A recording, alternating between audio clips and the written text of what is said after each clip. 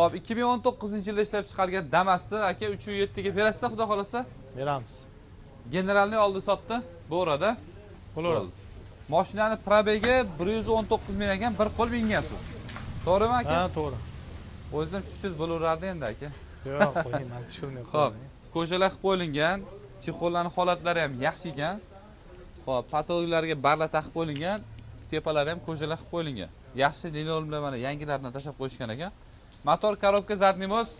Umuman dovushi hech narsasi yo'q. Yo'q, a? Ochilmagan даже. Xo'p, balon holatlari 50%. Mashina benzinda yurgan ekan. Avtosalondan chiqqandan beri na propan, na metan taqilmagan ekan. Mashinamizning kraskasiga keladigan bo'lsak, hop, eshigida, kapaligida bor ekan.